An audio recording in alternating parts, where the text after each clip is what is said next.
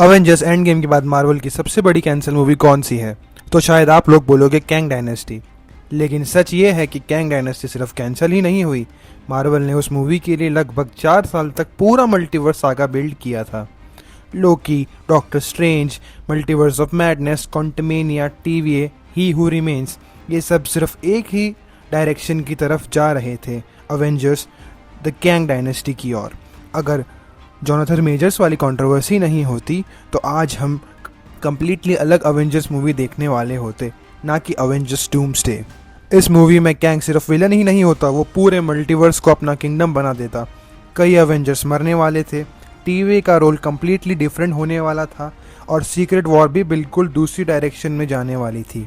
लेकिन फिर एक कांड ने मार्वल को मजबूर कर दिया अपने मसीहा करता धरता के पास वापस जाने के लिए।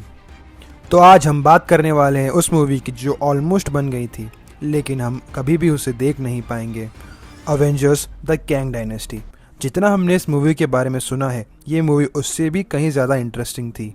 आज जो हम डॉक्टर डूम देख रहे हैं वो मार्वल की पहली चॉइस नहीं था। मार्वल ने 4 साल तक एक ही विलन को बिल्ड किया और वो था Kang, he Who remains. Marvel Kang को थैनोस से भी बड़ा विलन सेट करने वाला था, लेकिन आखिर ऐसा क्या हुआ कि मार्वल को अपना पूरा रोड मैप ही बदलना पड़ गया। और बिलीव मी, जब तक ये वीडियो ख़त्म होगी आपको समझ आ जाएगा कि क्यों कैंग डायनेस्टी मार्वल का सबसे बड़ा लॉस था, और साथ में हम फैंस के लिए भी। 2022 सैन डिएगो कॉमिक कॉन में मार्वल ने एक के बाद एक अनाउंसमेंट कर पूरे ऑडियंस को शॉक कर दिया।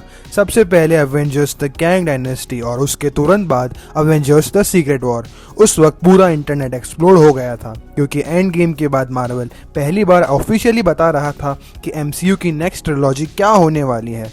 मार्वल ने पूरा रोड मैप रिवील किया जो काफ़ी इंटरेस्टिंग था। उन्होंने शैंग-ची के डायरेक्टर डस्टिन डैनियल को अवेंजर 5 डायरेक्ट करने के लिए अनाउंस किया, और जेफ लवनेस जिन्होंने एंटमैन लिखी थी उनको कैंग डायनेस्टी का स्क्रीन प्ले लिखने की रिस्पॉन्सिबिलिटी दी। मतलब सब कुछ सेट था और मार्वल डिसाइड कर चुका था कि अगर कोई विलन अवेंजर्स को चैलेंज करेगा तो वो कैंग ही होगा।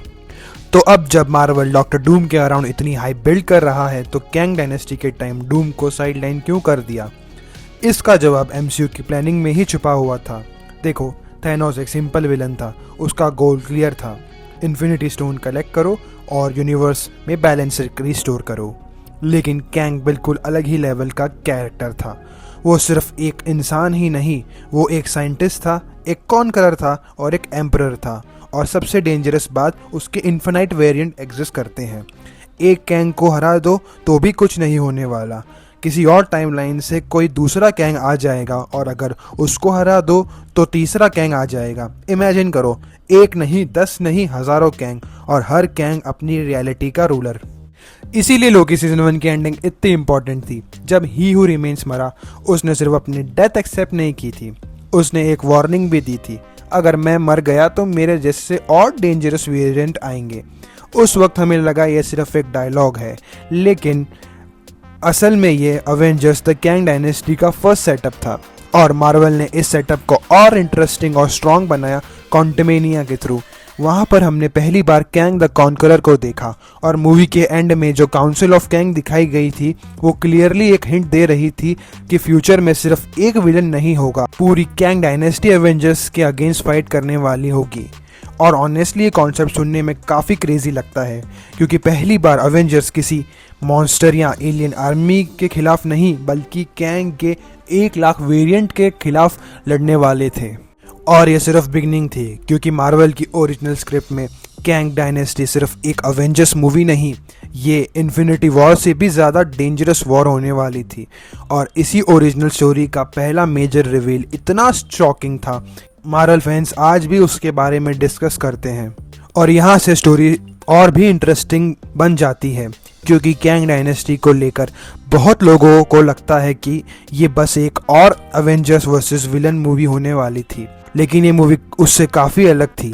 मार्वल के राइटर्स और इनसाइडर के अकॉर्डिंग कैंग डायनेस्टी का पर्पस सिर्फ कैंग को इंट्रोड्यूस करना नहीं था, बल्कि पूरी मल्टीवर्स सागा को फाइनली एक डायरेक्शन मिलने वाला था। और इसीलिए मूवी का स्केल इन्फिनिटी वॉर से भी बड़ा होने वाला था। इन्फिनिटी वॉर के अंदर थैनोस की आर्मी याद है, सब उसके लिए लड़ते थे, लेकिन कैंग के केस में सिचुएशन कम्प्लीटली डिफरेंट थी, क्योंकि कैंग के पास आर्मी नहीं थी, उसके पास उसके वेरिएंट थे। एक साइंटिस्ट, एक एम्परर, एक वॉरियर, एक फेरो, और हर वेरिएंट अपनी रियलिटी जीत चुका था। क्वांटमेनिया के पोस्ट क्रेडिट सीन के अंदर हमने देखा काउंसिल ऑफ कैंग्स को। उस वक्त हमें लगा शायद ये एक टीज़र है, लेकिन असल में ये टीज़र नहीं, ये था अवेंजर 5 का ब्लूप्रिंट। अलग मार्वल का प्लान था कि अलग अलग यूनिवर्स से आने वाले कैंग वेरिएंट का एक ही मिशन होने वाला था, और वो था मल्टीवर्स पर कंट्रोल करना। अब यहाँ से एक इंटरेस्टिंग मिसअंडरस्टैंडिंग भी आती है। बहुत लोग कैंग को थैनोस की तरह समझते हैं, जैसे उसे भी यूनिवर्स जीतना हो या सबको कंट्रोल करना हो, लेकिन कैंग का ऑब्सेशन पावर नहीं था, उसका ऑब्सेशन था कंट्रोल। टाइम का कंट्रोल, हिस्ट्री का कंट्रोल, रियलिटी का कंट्रोल। अगर कोई इवेंट उसके फेवर में नहीं होता तो वो उस टाइमलाइन को ही चेंज कर देता। अगर कोई हीरो उसके अगेंस्ट खड़ा हो जाएगा, वो उस हीरो की ही हिस्ट्री इरेज कर देगा। इमेजिन करो, तुम अवेंजर्स को फिजिकली नहीं हरा रहे हो, तुम उनके एग्जिस्टेंस को ही रीराइट कर रहे हो। और इसी वजह से कैंग इतना डेंजरस था, क्योंकि उसकी अगेंस्ट फाइट स्ट्रेंथ की नहीं थी, टाइम की थी। अब एक बार लोकी सीजन 2 की एंडिंग को याद करो। सीरीज के एंड में लोकी थ्रोन पर बैठता है और सारी टाइमलाइंस को अपने हाथों से होल्ड कर लेता है। उस वक्त हम इमोशनल हो गए थे। लेकिन अगर मार्वल का ओरिजिनल प्लान कंटिन्यू होता तो लोकी की ये एंडिंग कैंग डायनेस्टी की बिगनिंग होती। TVA, multiversal tree, infinity timeline, ये सब सिर्फ एक डिज्नी प्लस शो का प्लॉट नहीं, ये अवेंजर्स मूवी का कोर एलिमेंट था। क्योंकि कैंग डायनेस्टी की स्टोरी बिना TVA के कंप्लीट ही नहीं हो सकती थी, और शायद इसी वजह से मार्वल ने लोकी को इतनी पावरफुल और स्ट्रॉन्ग एंडिंग दी थी। वो आगे जाकर फ्यूचर को सेटअप करता। एक और इंटरेस्टिंग चीज़, मार्वल की प्लानिंग सिर्फ विलन्स को लेकर चेंज नहीं हो रही थी, बल्कि हीरोज भी चेंज हो रहे थे। एंड गेम के बाद ओरिजिनल अवेंजर्स ऑलमोस्ट ख़त्म हो चुके थे। टोनी नहीं, ब्लैक विडो नहीं, कैप्टन अमेरिका रिटायर, तो कैंग डायनेस्टी में फोकस नेचुरली नए हीरोज पर होने वाला था। Sam Wilson, Shang Chi, Captain Marvel, Doctor Strange, Antman, Spiderman, शायद मून नाइट भी, और फैंटास्टिक फोर की एंट्री भी शायद इसी लार्जर कॉन्फ्लिक्ट पर होती। यानी ये मूवी सिर्फ ओल्ड अवेंजर रियूनियन नहीं होने वाली थी, ये ऑफिशियली न्यू अवेंजर की फर्स्ट रियल टेस्ट होने वाली थी। और ऑनेस्टली ये चैलेंज थैनोस से भी बड़ा होने वाला था, क्योंकि थैनोस को हराने के लिए अवेंजर्स को सिर्फ एक बैटल जीतनी थी, लेकिन कैंग को हराने के लिए उन्हें टाइम के रूल तोड़ने पड़ते। अवेंजर्स एंड गेम के बाद मार्वल की सबसे बड़ी कैंसल मूवी सिर्फ कैंग डायनेस्टी नहीं थी। असल में कैंग डायनेस्टी एक ब्रिज थी और डेस्टिनेशन हमेशा सीक्रेट वॉर्स थी। मार्वल का ओरिजिनल रोड मैप कुछ ऐसा था। पहले कैंग मल्टीवर्सेस को तोड़ता, फिर यूनिवर्सेस एक दूसरे से कोलाइड करते, इनकर्जन शुरू होते, रियलिटी कोलैप्स करती, और आखिर में सीक्रेट वॉर्स में सिर्फ एक फ्रैक्चर्ड वर्ल्ड बचता। यानी कैंग डायनेस्टी की एंडिंग इन्फिनिटी वॉर की तरह एक मैसिव कोलाइडर होती और सीक्रेट वॉर उसका एंड गेम होता। लेकिन रियल लाइफ में सब कुछ बदल गया। जोनाथन मेजर्स, जिसे मार्वल अगले कई सालों तक अपना बिगेस्ट विलन बनाने वाला था, एक लीगल कंट्रोवर्सी में फंस गया। इसके बाद मार्वल ने उनका कॉन्ट्रैक्ट ख़त्म कर दिया, और यहीं से सबसे बड़ा सवाल आया, अब कैंग का क्या होगा? क्योंकि प्रॉब्लम सिर्फ एक विलन को रिप्लेस करने की नहीं थी, प्रॉब्लम ये थी कि पूरी मल्टीवर्सल सागा कैंग के अराउंड बिल्ड की गई थी। लोकी के 2 season, TVA, branching, timeline, he Who remains, Quantumania, council of Kang और इनकर्जन, इन सब को कई सालों की प्लानिंग और बहुत बड़ा इन्वेस्टमेंट लगा चुका था मार्वल। इसीलिए शायद मार्वल ने पूरी स्टोरी को डिस्ट्रॉय नहीं किया, उन्होंने उसे रीशेप किया, और यहीं से आया Doctor Doom. San Diego Comic Con में फैंस एक्सपेक्ट कर रहे थे कि मार्वल शायद कैंग को रिकास्ट करेगा, लेकिन स्टेज पर एक मास्क पर्सन आया। मास्क उतरा और उसके सामने थे रॉबर्ट डॉनी जूनियर, जिस इंसान ने MCU को आयरन बनकर शुरू किया था। अब वही डॉक्टर डूम बनने वाला था। लेकिन मार्वल ने सिर्फ एक्टर नहीं बदला, रूसो ब्रदर्स को भी वापस लाया गया, वही डायरेक्टर जिन्होंने इन्फिनिटी वॉर और एंड गेम बनाई थी। ये एक बड़ा सिग्नल था कि मार्वल सिर्फ डैमेज कंट्रोल नहीं कर रहा था, उन्हें पता था कि अब गलती की कोई जगह नहीं है। और यहीं से एक इंटरेस्टिंग थ्योरी भी शुरू होती है। हो सकता है मार्वल ने विलन बदल दिया हो, लेकिन डेस्टिनेशन नहीं। ओरिजिनल प्लान में मल्टीवर्स कोलैप्स होने वाली थी, इनकर्जन्स होने वाले थे। अलग अलग रियलिटीज़ के हीरो साथ में मिलकर सीक्रेट वॉर्स में यूनिवर्स बचाने वाले थे। अब डूम के साथ भी यही लगभग सेम डायरेक्शन देखने को मिल रही है। Multiversal collapse, incursion, Fantastic Four, X Men, TVA और मैसिव मल्टीवर्सल क्राइसिस। बस डिफरेंस इतना है कि ये सब पहले कैंग करने वाला था, अब ये सब डॉक्टर डूम करेगा। इसीलिए न्यू मास्क सेम टास्क वाली लाइन इतनी इंटरेस्टिंग लगती है।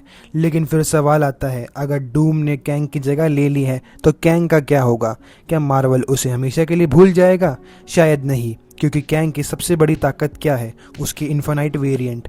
इन्फिनाइट टाइमलाइन के अंदर उसकी इन्फिनाइट रियलिटी मौजूद है और थियोरेटिकली कैंग के दूसरे वेरिएंट अभी भी एग्जिस्ट करते हैं। लेकिन सवाल ये नहीं है कि कैंग वापस आ सकता है या नहीं, सवाल ये है कि मार्वल को उसकी ज़रूरत पड़ेगी। अगर डॉक्टर डूम सीक्रेट वॉर तक एक ठीक ठाक इम्पैक्ट क्रिएट कर देता है जिसकी मार्वल को ज़रूरत है, तो शायद कैंग को वापस लाने की कोई ज़रूरत ही नहीं पड़ेगी मार्वल को। लेकिन सबसे बड़ा सवाल अब भी यही है, अगर कैंग डायनेस्टी कैंसिल नहीं होती तो उसका क्लाइमैक्स क्या होता? मार्वल ने ऑफिशियली ओरिजिनल क्लाइमैक्स रिवील नहीं किया है, लेकिन फेज़ 4 और फेज़ 5 में जो ग्राउंड वर्क हुए उसे एक डायरेक्शन साफ दिखाई देती है। मल्टीवर्सल कोलैप्स होते, इनकर्जन होते, TVA का रोल होता, काउंसिल ऑफ कैंग आती और फिर सीक्रेट वॉर्स में हमें सब पता चलता। यानी कैंग डायनेस्टी का एंड शायद एक मल्टीवर्सल क्लिप हैंग होता, इन्फिनिटी वॉर की तरह। लेकिन इस बार शौक सिर्फ हीरोज़ के हारने का नहीं होता, शौक होता रियलिटी के टूटने का। इमेजिन करो, एक यूनिवर्स दूसरे यूनिवर्स से कोलैप्स कर रहा है, हीरोज़ डिसाइड ही नहीं कर पा रहे हैं अपनी रियलिटी को बचाएं या फिर किसी और की रियलिटी को। और यही वजह है कि कैंग डायनेस्टी का कॉन्फ्लिक्ट इन्फिनिटी वॉर से भी ज़्यादा कॉम्प्लेक्स हो सकता था, क्योंकि कैंग को हराने के बाद भी जीत की फीलिंग नहीं आती। एक कैंग गया तो दूसरा आ सकता है, और अगर दूसरा गया तो तीसरा, और अगर तीसरा गया तो ना जाने कितने। एनिमी कभी पूरी तरह ख़त्म ही नहीं हो सकते, और शायद यही कैंग डायनेस्टी का सबसे इनक्रेडिबल इंटरेस्टिंग पार्ट था। आज कैंग की स्टोरी ऑफिशियली ख़त्म हो गई है ये कहना मुश्किल है, क्योंकि MCU में कभी भी नेवर नहीं बोल सकते। लेकिन अगर डूम ही मल्टीवर्सल सागा का नया मेन विलन बन चुका है तो शायद मार्वल कभी पीछे मुड़कर ना देखे। और ऑनेस्टली सबसे ज़्यादा क्यूरियोसिटी इस बात की है कि मार्वल ओरिजिनली हमें दिखाना क्या चाहता था, क्योंकि लोकी, TVA, he Who remains, Quantumania और काउंसिल ऑफ कैंग ये सब एक बड़े प्ले ऑफ की तरफ बिल्ड हो रही थी, और अनफॉर्चुनेटली वो प्ले ऑफ हमें कभी देखने को नहीं मिलेगा। हो सकता है डॉक्टर डूम उससे भी भयंकर विलन हो सकता है डूम्सडे मार्वल की बेस्ट अवेंजर्स मूवी बन जाए। लेकिन एक मार्वल फैन के तौर पर दिल के किसी कोने में ये सवाल हमेशा रहेगा, आखिर अवेंजर्स द कैंग डायनेस्टी असल में कैसी होने वाली थी? और शायद यही MCU का सबसे बड़ा व्हाट इफ बनकर रह जाए। Thanks for watching the video. If you like the video, please subscribe to channel and leave a comment about what should we discuss next.